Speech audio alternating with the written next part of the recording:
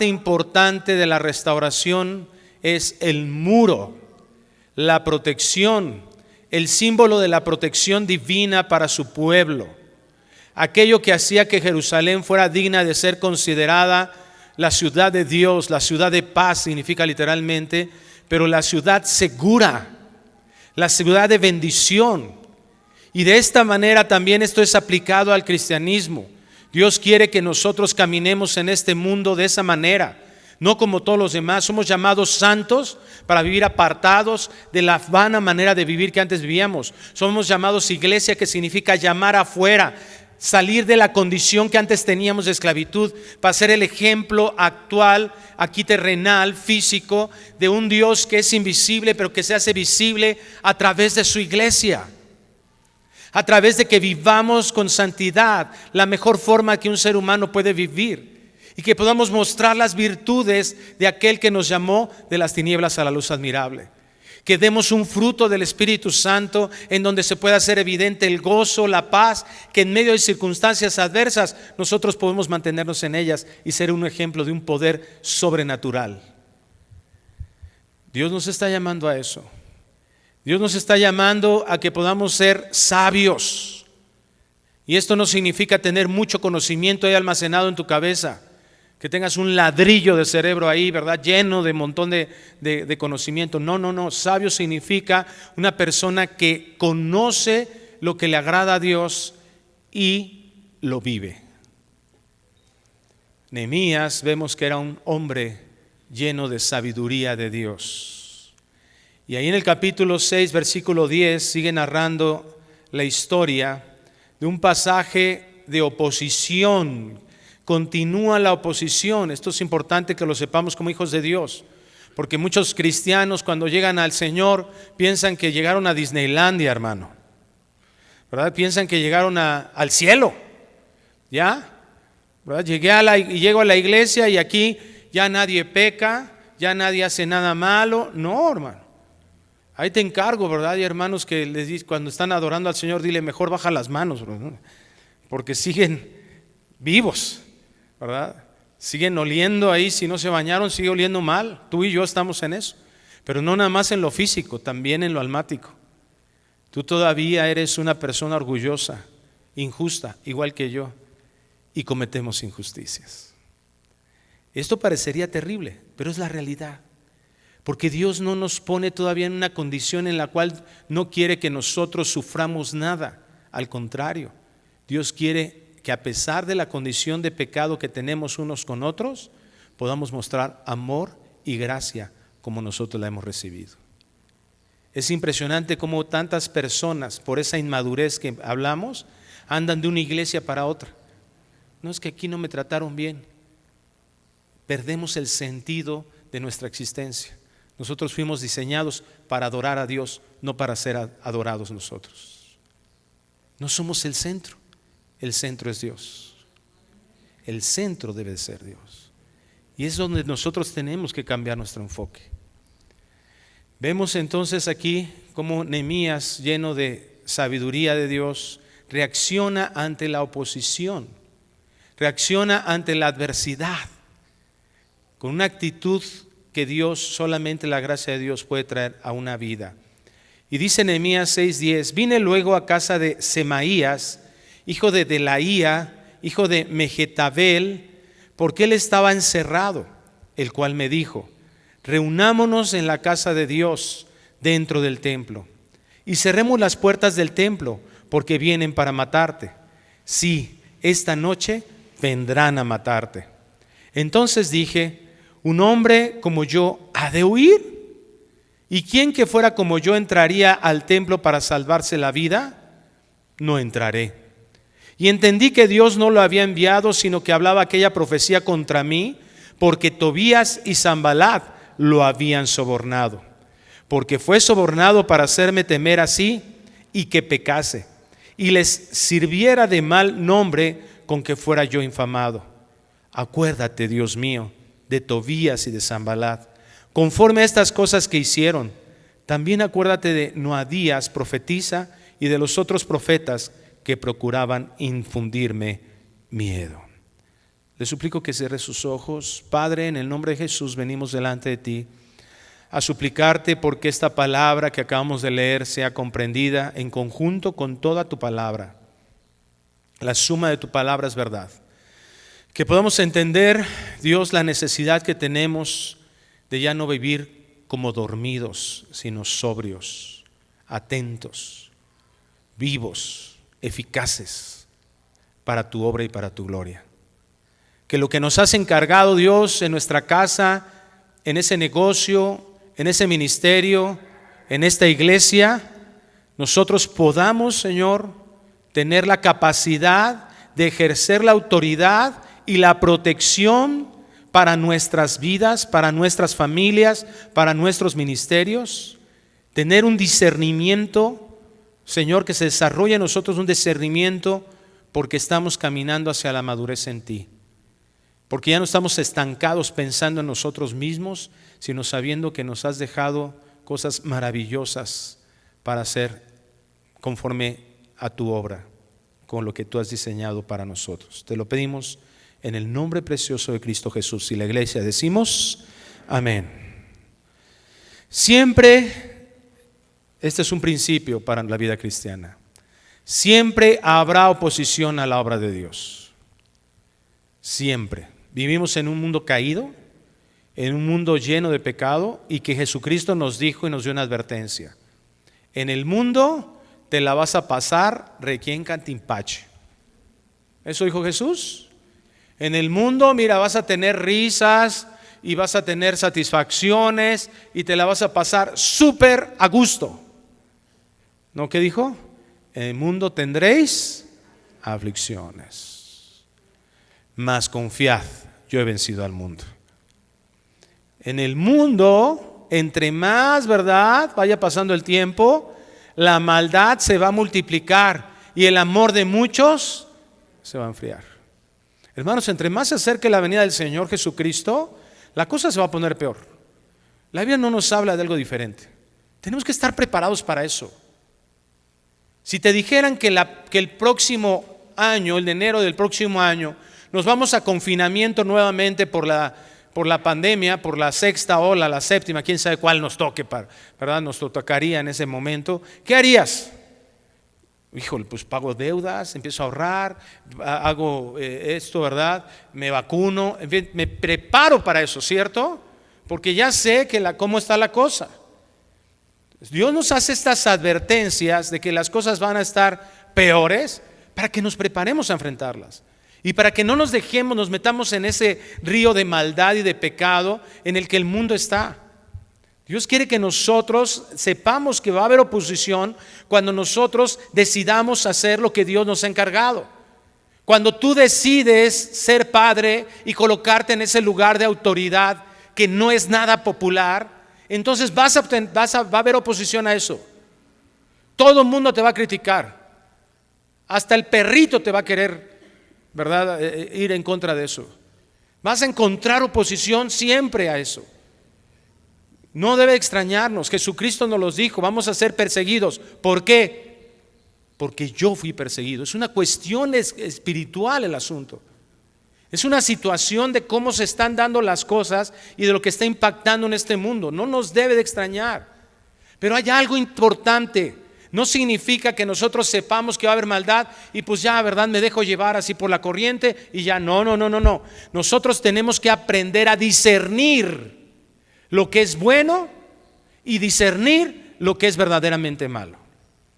En Hebreos capítulo 5, versículo 13, nos dirige el escritor inspirado por el Espíritu Santo de esta preciosa carta, Hebreos 5, 13. nos dirige y nos comienza a hacer el contraste entre lo que es un cristiano inmaduro, un cristiano que no está creciendo, un cristiano que sigue sin definir absolutamente nada teológico, no conoce más de Dios, no conoce nada de su salvación, no puede definir justificación, no puede definir santificación. Sigue preguntándose las mismas preguntas que cuando tenía 1 año de cristiano y ahora teniendo 5 o 10 años ya de haber conocido. ¿Se pierde la salvación? ¿No se pierde? ¿Puedo hacer esto? ¿Puedo fumar? ¿Puedo ir con mis amigos? Las mismas preguntas de hace 5 años te las sigues haciendo. No hay madurez, no hay crecimiento. Y dice aquí Hebreos 5:13, y todo aquel que participa de la leche es inexperto en la palabra de justicia, porque es niño, infante, no ha crecido. Pero el alimento sólido es para los que han alcanzado madurez, para los que por el uso tienen los sentidos ejercitados en el discernimiento del bien y del mal. Hay cristianos que se preguntan, ¿por qué sigo en esta condición de pecado? ¿Por qué Dios no me ha encargado algo mayor? ¿Por qué sigo sin crecer en mi trabajo? ¿Por qué sigo con los mismos problemas escolares? ¿Por qué sigo en lo mismo ministerialmente? ¿Por qué no soy una persona de confianza? Pues porque no has madurado. Sigues en las mismas pruebas porque estás ciclado como Israel en un desierto en donde no has querido pasar por un proceso de purificación en tu vida. Sigues siendo, como dice aquí Hebreos, un niño, un infante. Sigues siendo el mismo berrinchudo que se sigue enojando por las mismas cosas, pensando en sí mismo todo el tiempo. Sigue siendo el mismo que no, en lugar de que ahora ya seas un esposo más cariñoso, un esposo más comprensivo, sigue siendo el mismo exigente de siempre, el autoritario. Sigue siendo la misma mujer rencillosa. Sigue siendo el mismo hijo que no honra a los padres. Sigue siendo un mediocre en tus calificaciones. Sigue siendo un impuntual en tu trabajo. Y todo eso tiene raíces en el corazón. Tú quieres un crecimiento verdaderamente, quieres ocupar un liderazgo, quieres que tu familia pueda empezar a progresar y que haya un respeto y un ejercicio de la autoridad correcto, entonces tienes que desarrollar un liderazgo en tu vida, caminar hacia la madurez. Y algo que distingue, como dice aquí, a un cristiano maduro es aquel que está ejercitado en el discernimiento del bien y del mal. Un líder debe tener discernimiento. Un líder debe de ser maduro. Un líder debe conocer la palabra de Dios y aplicarla de la forma correcta en la vida personal, en la vida familiar, en la vida laboral, en la vida de iglesia, eclesial le decimos. El problema con la iglesia actual es como tanta gente inexperta, inmadura, ocupa liderazgo en la iglesia. Es impresionante cómo hay iglesias que nada más, repito, por ciertas características de carisma, porque pues, le gusta cómo dice las cosas, cómo las explica, entonces la gente ahí va atrás de ella. Y es impresionante cómo estamos cayendo en tanta confusión. Aquí la palabra que utiliza Hebreos para discernimiento es la palabra diacrisis, D-I-A con acento K-R-I-S-I-S, y significa una opinión judicial. Alguien que puede dar una opinión respecto a algo que implica justicia. Diacrisis también se traduce como contender, oponer. Literalmente su raíz es una palabra conjugada, es una palabra compuesta por dos vocablos que significan separar completamente. Alguien que no permite una mixtura ni una combinación, sino que permite una separación completa, ¿verdad? Como el aceite y el agua, que no se pueden combinar, que no hay una mezcla entre ellos. Significa discriminar, distinguir. Podemos nosotros definir el discernimiento como la capacidad que nos da Dios para juzgar los asuntos de acuerdo a su propia perspectiva, es decir, a la perspectiva de Dios. El discernimiento hace que podamos ver el bien donde otros están pasando por alto ese bien. El discernimiento nos permite, como ya lo leíamos ahí en Hebreos capítulo 5, ver el mal donde otros pueden estar engañados pensando que ese mal es un bien disfrazado, un bien que tiene una apariencia externa. Eso nos sucede muy a menudo. La hipocresía es algo que Jesucristo le decía a sus discípulos que deberían tener mucho cuidado. ¿Sabes por qué? Porque nuestra carne tiende totalmente a eso. Es muy atractivo para nuestras vidas serlo, y no es sencillo muchas veces distinguirlo. Esta capacidad que nos da Dios no la debemos de confundir con lo que llamamos perspicacia, ¿verdad? Alguien que está adivinando, alguien que solamente está viendo y dice, ay, a mí se me hace que. No. El discernimiento es algo como que vamos a ver en un momento más, se desarrolla en nosotros y que se convierte desde una perspectiva espiritual, en algo espiritual, en algo que se vuelve consciente y basado en pensamientos y no solo en percepciones extrasensoriales, ¿verdad? Es que sentí, ¿verdad? Como que yo percibía ahí una mala vibra. No, eso no es discernimiento.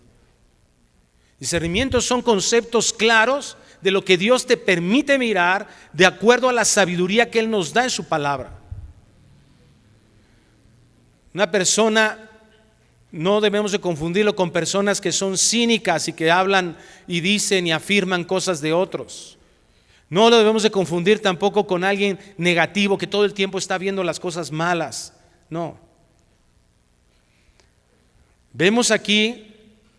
Encontramos aquí en Nehemías capítulo 6, y este capítulo es un capítulo muy hermoso de estudiar, porque vemos que se le da continuidad, como ya lo mencioné, a la oposición a que sea terminada la obra de Dios, lo que Dios había mandado, la reconstrucción, la restauración del muro. Había una oposición a través de cosas, ¿verdad?, que no podíamos tal vez imaginarnos, que es la manipulación y la intimidación. Pero es muy importante que, repito, sobre todo nosotros que estamos preparándonos para ser líderes, que estamos ejerciendo liderazgo, somos tan susceptibles a eso. Yo estoy seguro que hay muchos papás aquí que están intimidados por muchas cosas. Puede ser la culpa de tu pecado pasado, puede ser que todavía, ¿verdad?, hay personas que te siguen recordando tu pecado pasado y que eso te hace estar atado totalmente y no estás ejerciendo la autoridad que Dios te ha dado como papá o como mamá por esa situación. A través de manipulaciones de información, es decir, manejo de verdades combinadas con mentiras, entonces te tienen intimidado y es mucho más cómodo un papá para los hijos, un papá que está ahí arrinconado, que nada más está proveyendo y dando dinero, pero que no está ejerciendo la autoridad amorosa y bondadosa que ejemplifica a nuestro Dios. Muchos aquí están intimidados de dar un paso para abrir un negocio. Están intimidados para dar un paso y decir, yo ya me quiero enlistar en el servicio de la iglesia, porque en su mente han creído engaños, manipulaciones, mentiras que los tienen de esa manera atados. Este fue el ataque que recibió Nehemías también. Recibió una posición abierta donde quería acusarlo, ¿verdad?, de que lo que estaba haciendo estaba mal, de intenciones equivocadas. Pero tenemos que saber eso, que cuando la fuerza del enemigo no logra detener la obra de Dios, entonces ahora, y esto es a veces frustrante para nuestra mente, porque ahora la oposición viene desde adentro. Hay infiltraciones. Vemos en este capítulo como tres fases de la oposición. Ya lo estudiamos del versículo 1 al 4, vemos qué es lo que intentan los enemigos. Manejarse como amigos, una falsa amistad. Es lo que nos está ofreciendo todo el tiempo el mundo. Por eso en Santiago y en 1 de Juan 2 la exhortación es: no te hagas amigo del mundo, porque el que se hace amigo del mundo se hace enemigo de Dios. No se puede, no es una combinación, pero es atractivo. Queremos formar parte. Nos encanta sentirnos identificados con. Es lo que tenemos a la mano. Pero es una falsa amistad.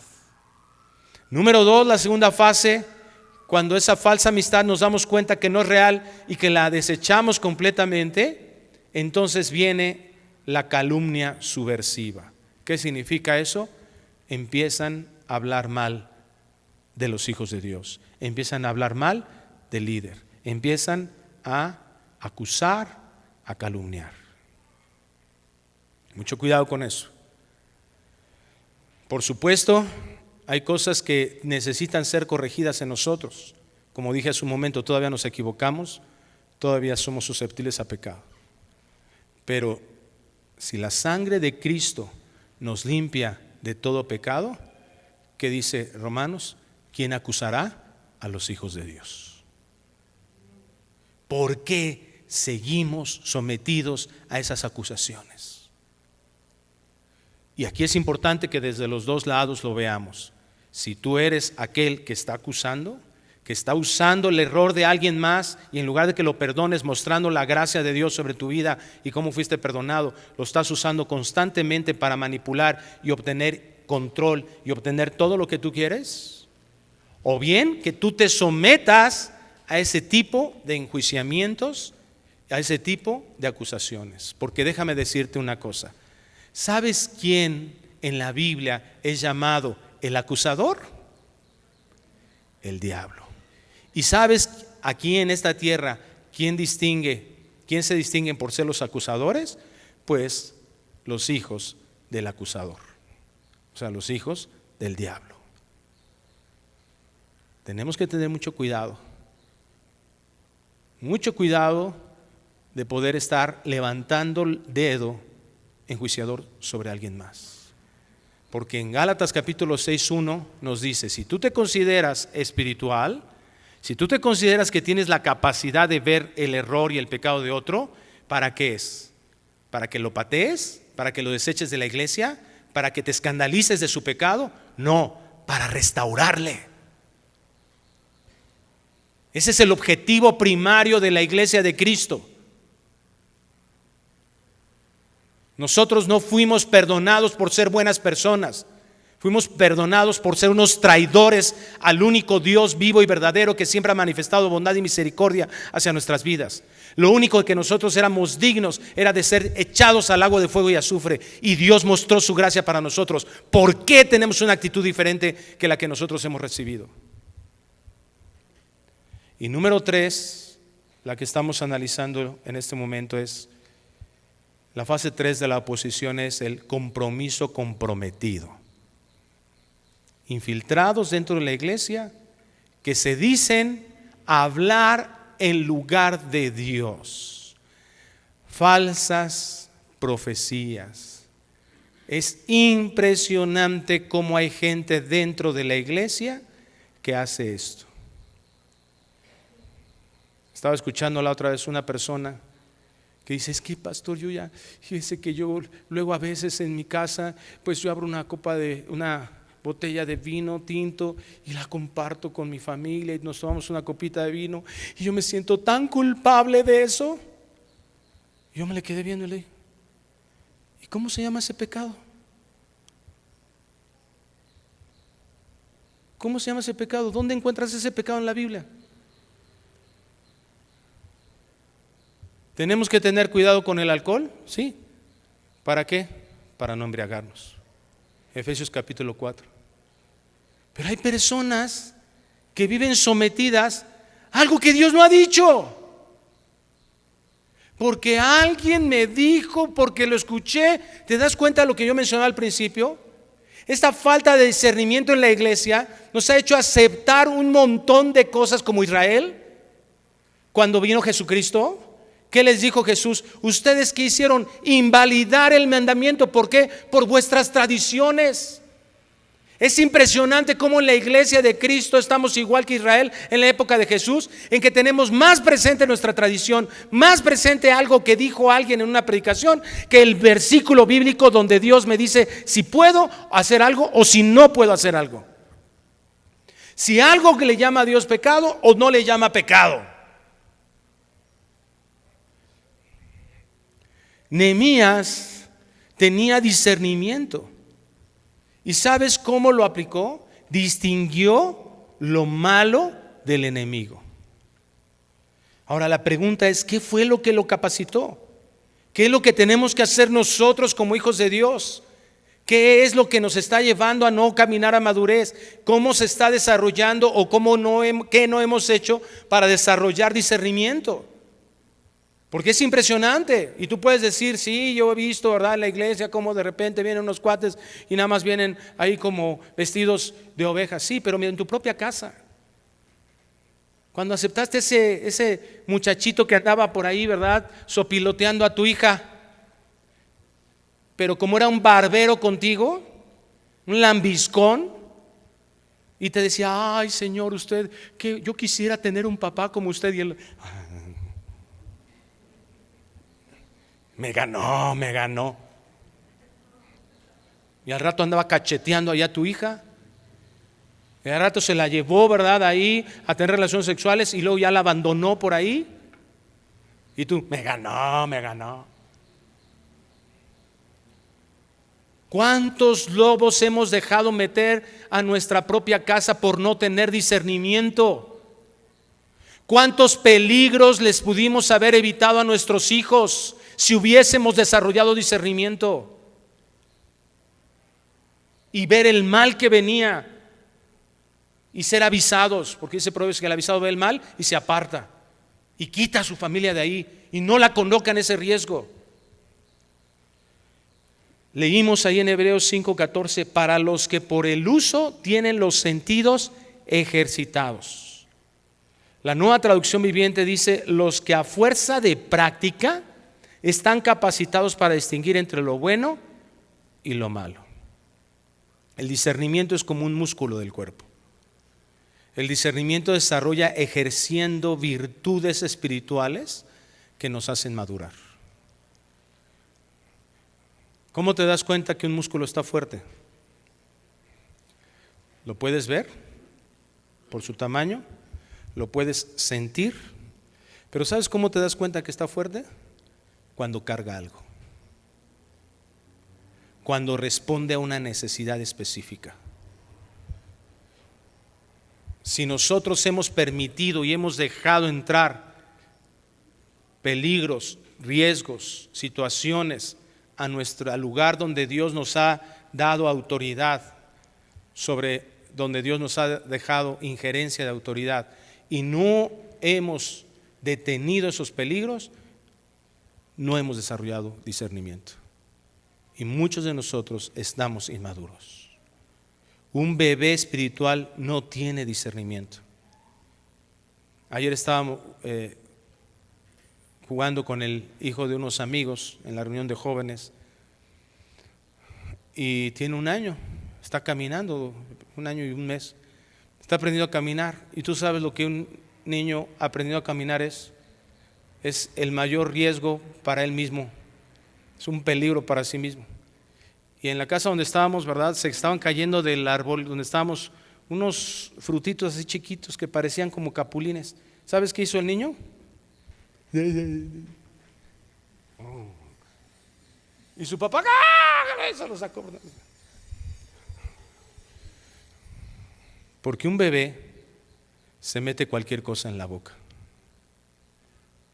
Un bebé espiritual sucede lo mismo. Un inmaduro espiritual, un enano espiritual le pasa lo mismo. Se traga lo que sea. Es impresionante cómo hay predicaciones que yo he escuchado que se dicen cristianas y que niegan el señorío de Cristo abiertamente.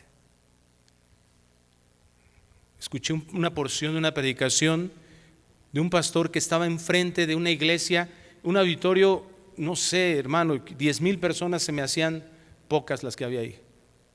Y literalmente dijo así estas palabras: yo no he encontrado en la Biblia cuando habla de soberanía de Dios. Yo me abrí mis ojos así, detuve la predicación, la dejé de oír y dije: qué barbaridad, qué Biblia leerá este tipo. Porque además de que lo dice literalmente en más de un pasaje, lo implica en cientos de pasajes. Es impresionante. ¿Y sabes qué? Oía como cada rato la iglesia, esa cantidad de personas, decía una frasecita ese fulano.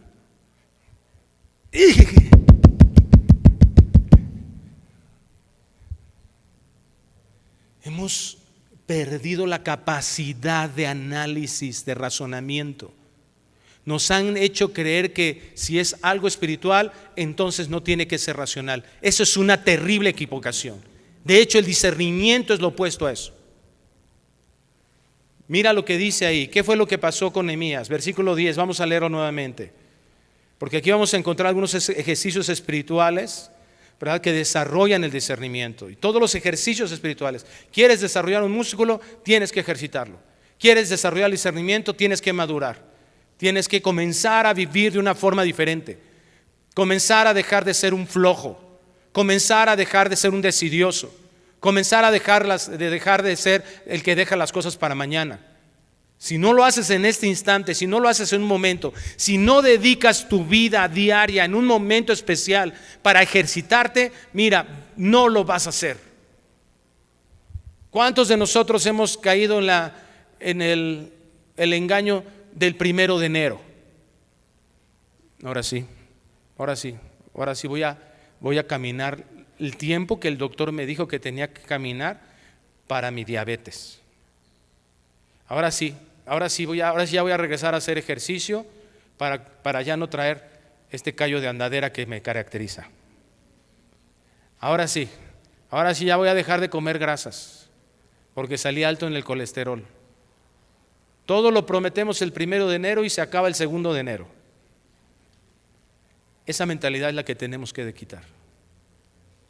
No es posible madurar, no es posible ejercer un liderazgo en nuestra propia casa como Dios le agrada si nosotros no decidimos comenzar a vivir de una forma diferente.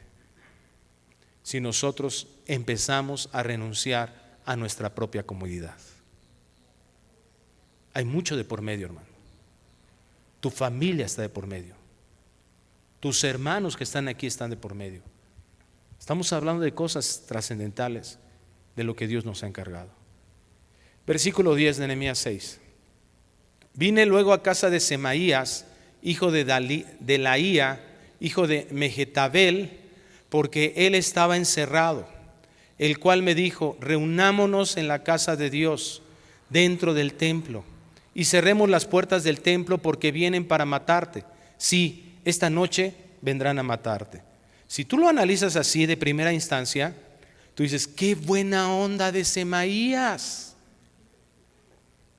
Está queriendo algo bueno para Nehemías. Está deseando que no tuviera un daño Nehemías.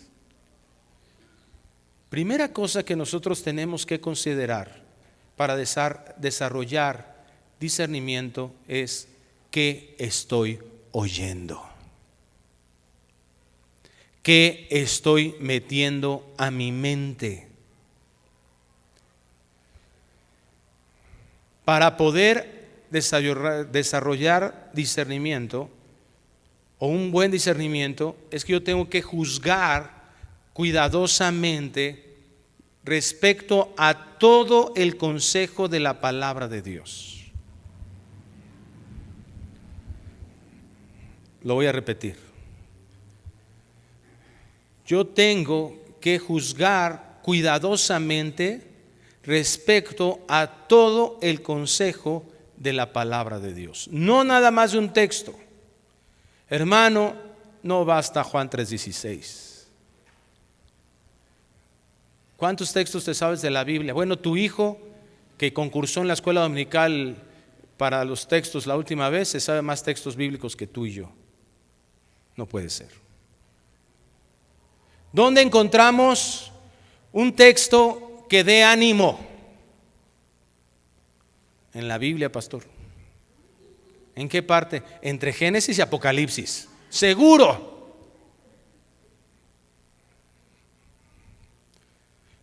Hay personas que hemos pasado por situaciones de ansiedad. Y Dios permitió a mí en lo personal eso, y ahora estoy seguro, porque yo en ese tiempo empecé a absorber cantidad de textos que me hablaban de la protección de Dios. ¿Y sabes qué es lo que ahora me ha permitido eso? Compartir lo mismo a otros. Dios quiere que nos preparemos, que estemos listos para que esos dardos del enemigo que van a venir, hermano, no es a lo mejor vienen, van a venir. Tengamos el escudo de la fe y la espada del Espíritu, que es la palabra de Dios.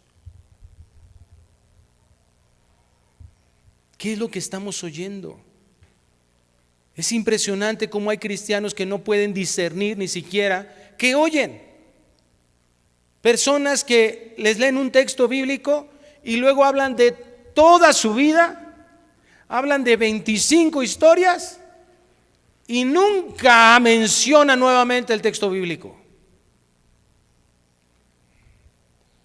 Si nosotros queremos ver las cosas, que definimos eso como discernimiento, como Dios las ve, tenemos que conocer su palabra. Tenemos que conocer la Biblia. Mira, al principio tal vez no vas a saber memorizar muchos textos, pero con que sepas dónde buscar. Oye, necesito un texto porque estoy así abrumado, estoy cabizbajo, estoy mal, ¿verdad? Me siento mal. El Salmo 3, el Salmo 23, el Salmo 27, el Salmo 91, el Salmo 121. Alzaré los ojos a los montes, ¿de dónde vendrá mi socorro? Mi socorro viene de Jehová, que hizo los cielos y la tierra. ¿Quién me va a ayudar? El creador del universo. Eso es lo que puede brindar esperanza.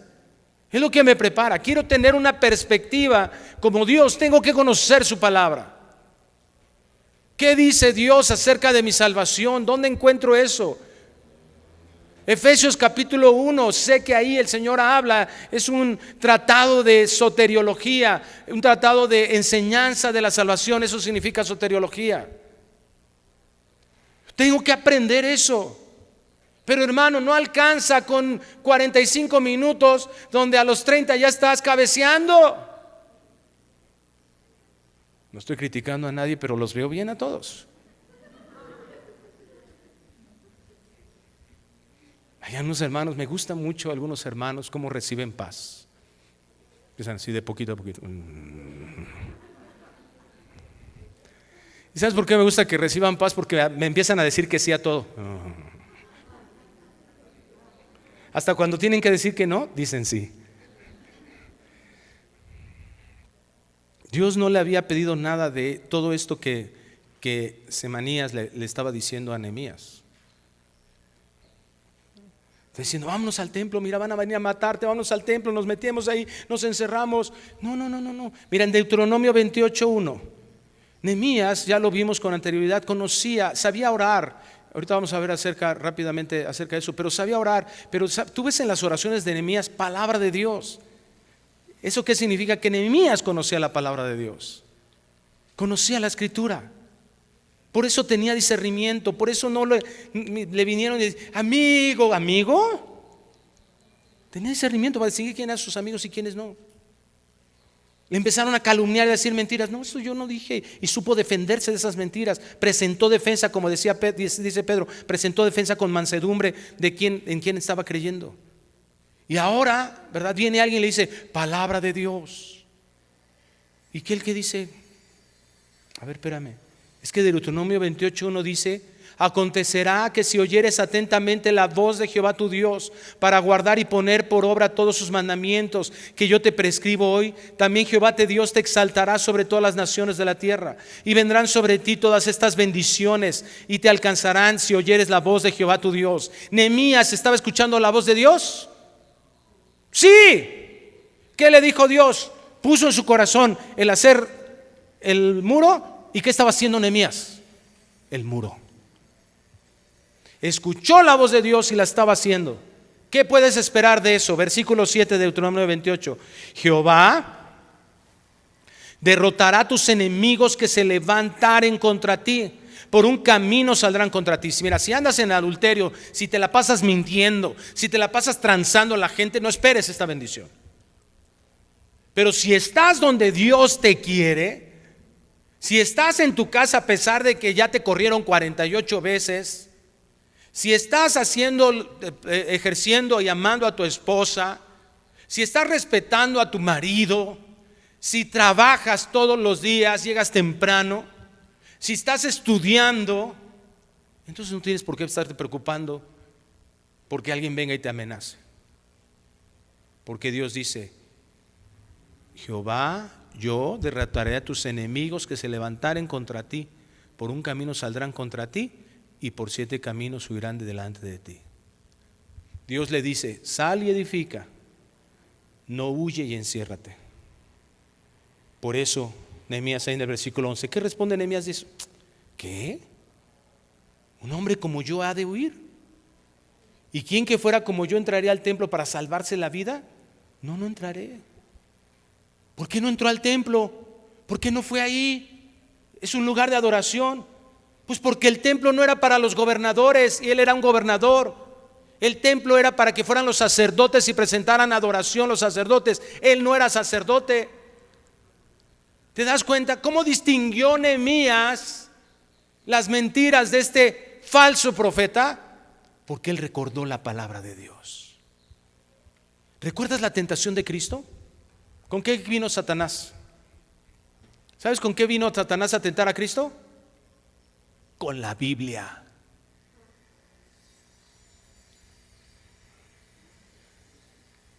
Textos mal interpretados se vuelven un pretexto para cometer pecado. Imagínate que un día escuché a un adúltero decir: no hay problema que yo siga ministrando. Al fin David tuvo 14 mujeres.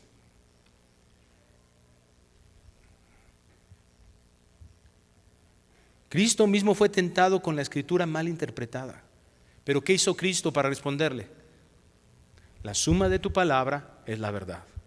No aisló un texto, sino lo contextualizó correctamente. Conocer completamente el consejo de Dios. No que te sepas uno que otro texto que te están conviniendo. Por eso es tan detestable esas predicaciones que no contextualizan la escritura en sí misma.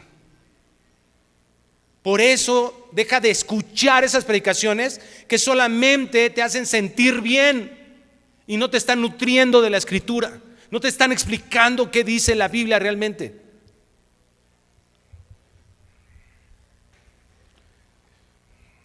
Versículo 12 sigue diciendo: y entendí que Dios no lo había enviado, sino que hablaba aquella profecía, ¿verdad? Por eso era un profeta este hombre, contra mí, porque Tobías y Sanballat lo habían sobornado.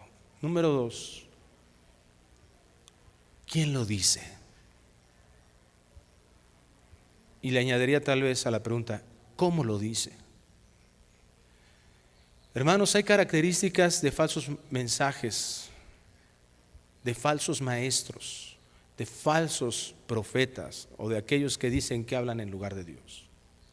Esto es terrible. Esto es frustrante para muchos cristianos. Pero tienes que preguntarte: ¿quién está diciendo eso? Aunque haya una persona sido usada en el pasado para predicar la palabra de Dios o para profetizar, nuestra responsabilidad es examinar su vida hoy.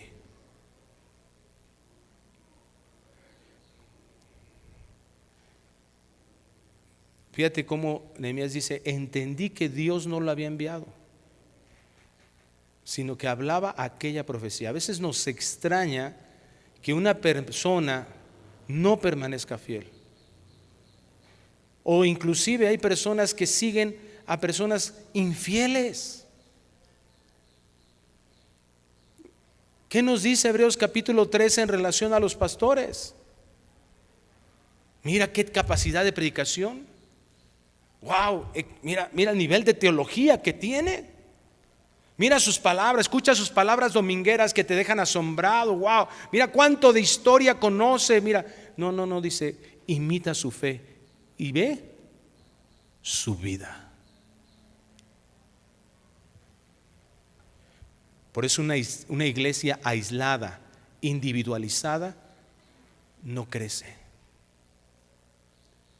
Una iglesia que no nos relacionamos, no caminamos juntos, una iglesia que no tiene discipulado,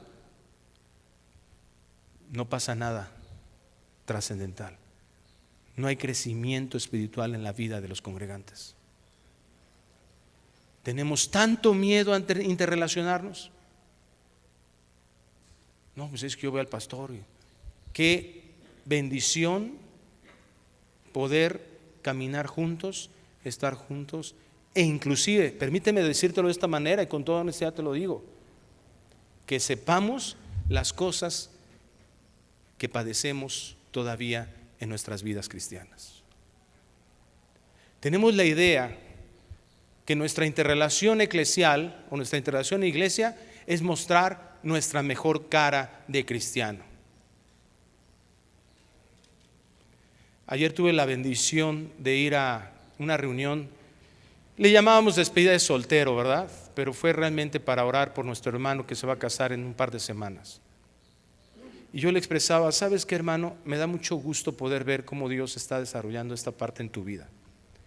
Y digo, no tan solo las cosas en las que tú has caminado ministerialmente, sino cómo he podido ver la gracia de Dios, que yo he sabido de esas partes donde tú has sido débil, en donde tú has caído en pecado, y cómo la gracia de Dios se ha manifestado para sacarte de esa condición. Deja de verte a ti mismo como alguien necesitado de reconocimiento y que estés actuando en la iglesia como si nos debieras algo, como si nos debieras reconocimiento. No sé si me puedo llegar a explicar, pero que a veces actuamos como quiero que piensen lo mejor de mí. No es necesario. No es necesario que estemos reuniendo características aquí. Es mucho más necesario ser quienes somos. Es mucho más necesario que nos podamos pedir ayuda entre unos y otros, decir, ¿sabes qué? Es que la neta el cigarro me cuesta un trabajo, porque tienes miedo a que el pastor te diga, me da el Dramafaz. ¿Cigarro? ¿No has salido del cigarro?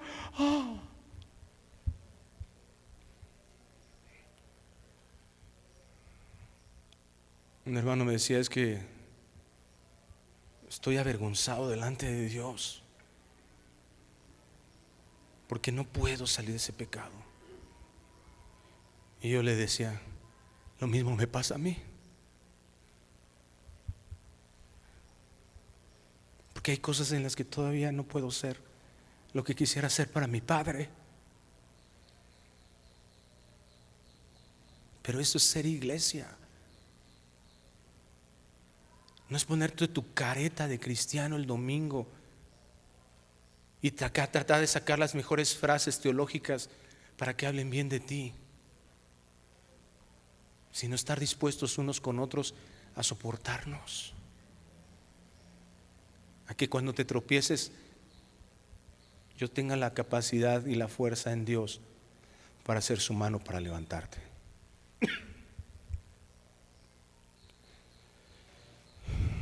Semaías fue un profeta, pero no permaneció haciendo la voluntad de Dios. Y no que no te digo que a ese tipo de personas las tachemos, las pateemos y saques, no. Pero ten cuidado que escuchas. ¿A quién estás escuchando? Ten cuidado que la voz de alguien sea mucho más importante que la voz misma de Dios. Siempre que doy una clase de cualquier materia bíblica, le enseño esto a mis alumnos. Soy muy enfático con eso.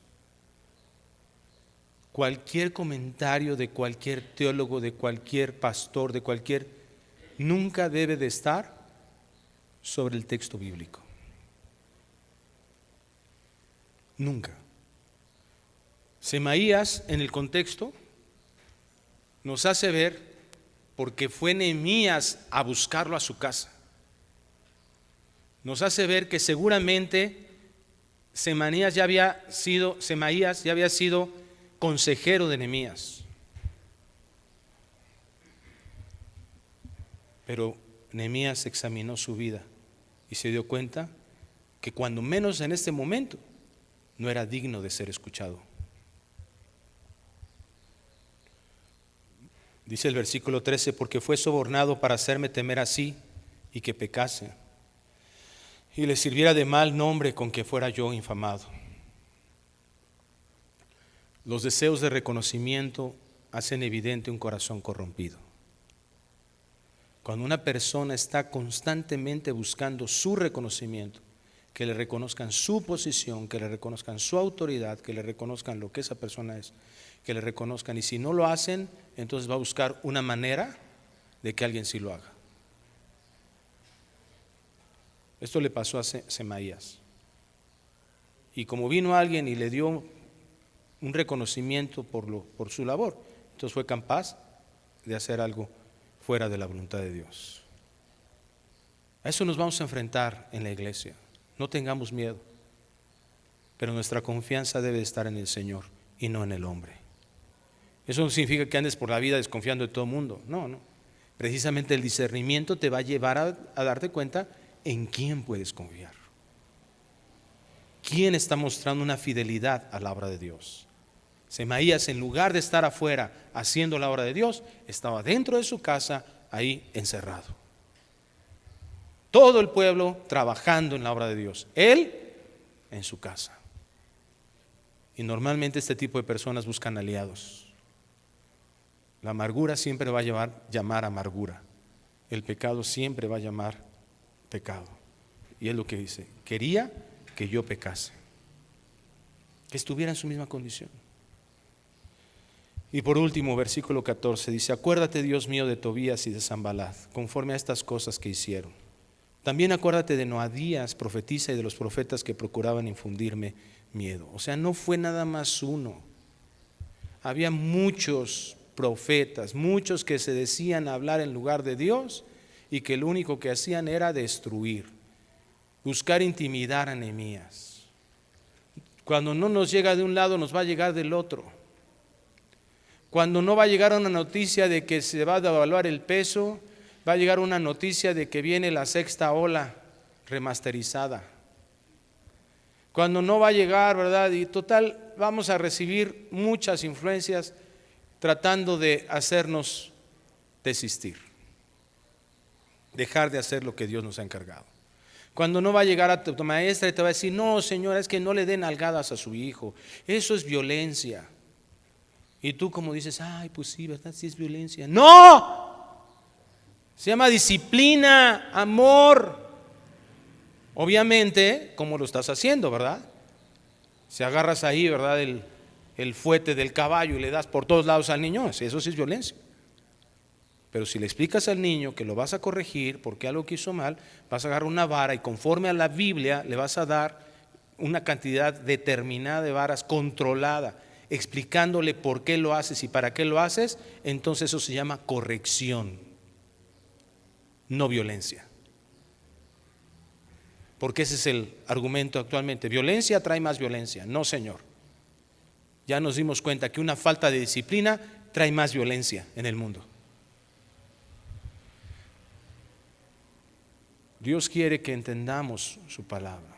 ¿Qué es lo que sucedió con estos profetas. No vivían cerca de Dios. Nehemías vivía cerca de Dios. ¿Qué hace Dios? Acuérdate, Dios mío. Eso lo hace todo el tiempo Nehemías. Ora. ¿Qué desarrolla? ¿Qué es el tercer elemento que desarrolla discernimiento en nuestras vidas? Comunión con Dios. A través de oración, a través de la adoración. Eso es lo que nos capacita para enfrentar el embate de los falsos, de los hipócritas, de los traidores. Dios quiere capacitarnos para ponerle un límite a todas esas personas, a todas esas situaciones que vienen a dañar lo que Dios nos ha encargado. A veces creemos, ¿verdad? Como iglesia, inclusive nos ha pasado mucho, a mí me ha pasado. Bueno, pues Dios lo permitió en su soberanía que ese fulano entrara ahí y que hiciera esas barrabasidades y que cometiera sus situaciones y que dañara a sus hermanos. ¿Y dónde estoy yo como pastor? Soy pastor, cuidador de ovejas que Dios me ha encargado. Sabemos la soberanía de Dios y que Dios en su misericordia obra y restaura y tiene el poder, pero eso no exime mi responsabilidad. La voluntad soberana de Dios no va contra la voluntad preceptiva de Dios. Aunque las cosas pueden estar Dios soberanamente permitidas por Él, yo no puedo eximir, pues Dios lo permitió, entonces yo no tengo ninguna responsabilidad. No, Señor, yo soy pastor de esta iglesia y si se me metió aquí un falso oveja, un lobo, era mi responsabilidad discernirlo. Y no lo hice.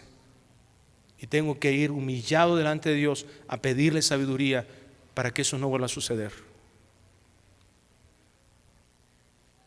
Porque puede ser que yo sea el problema por dejar a esos lisonjeros tan atractivos en el corazón que nos están ahí alentando el orgullo nada más.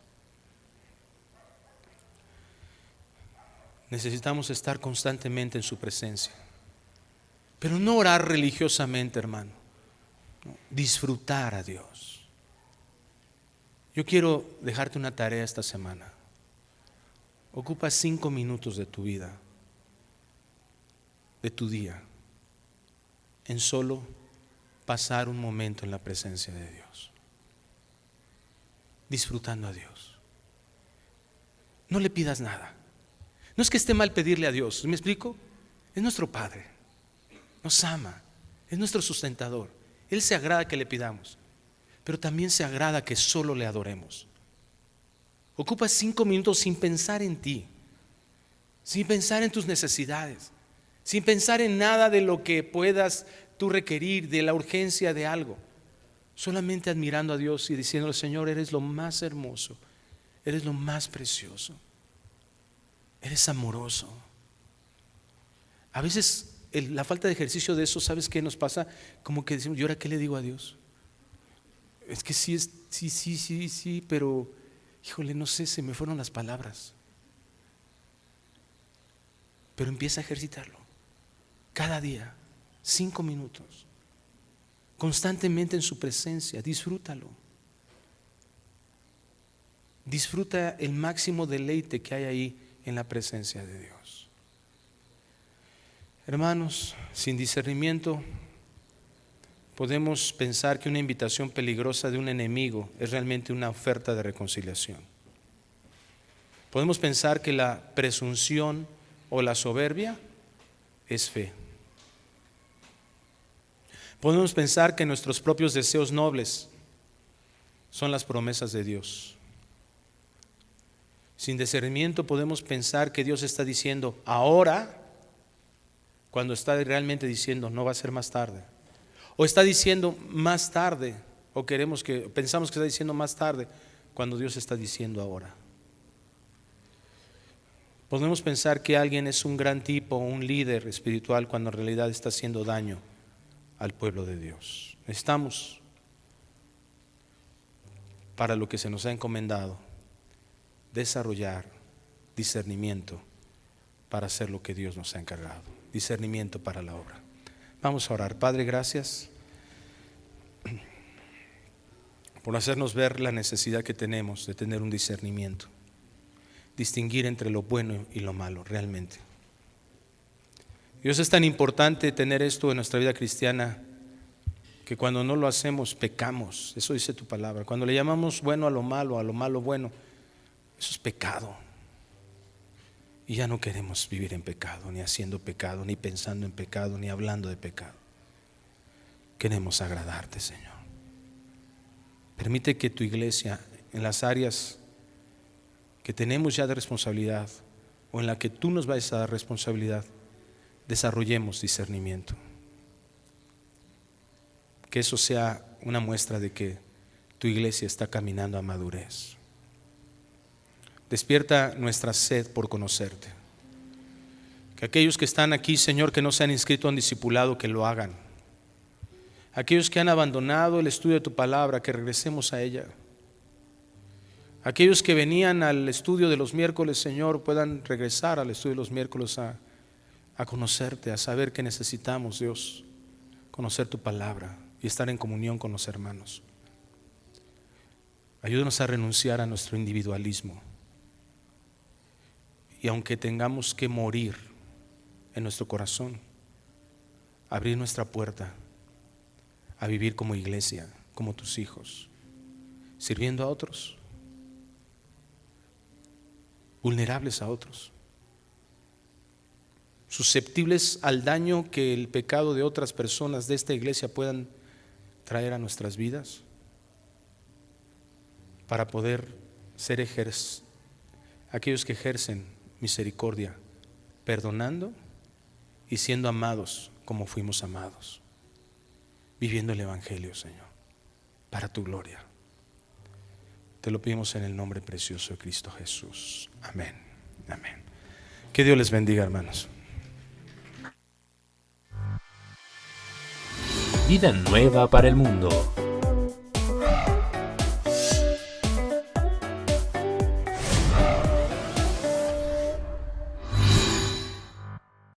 Queridos amigos, ¿cómo están? El día de hoy les tengo una mala y una buena noticia.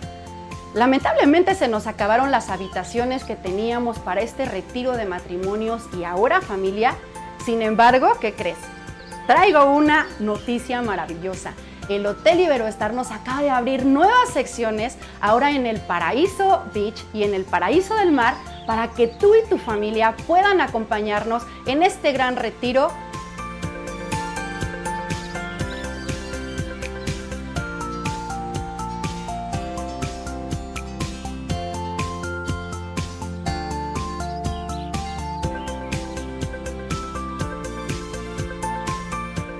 Así que no te pierdas la oportunidad y el privilegio de llamarnos y apartar. Es tu última oportunidad.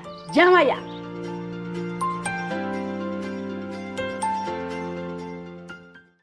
Queremos anunciarles con mucho gusto que tenemos ya disponibles más de 2,000 conferencias en audio y video, en memoria USB y en descarga también, tanto el Antiguo como el Nuevo Testamento y diversas series más. Les recomendamos y les sugerimos que las adquieran. Serán de enorme bendición para todos que están apasionados por la verdad y que aman las Sagradas Escrituras. Me da mucho gusto poder anunciar mi nuevo libro titulado El Anticristo, un libro que contiene realmente información bíblica, desde luego, como de dónde surgirá el anticristo, quién va a ser el anticristo, si va a ser un sistema o un ser humano, y poder llegar a un punto donde nos convertamos en esclavos de este hombre que surgirá en el Medio Oriente. Les invito a que lo lean, estamos seguros que va a ser de muchísima edificación para todas sus vidas. Vida nueva para el mundo.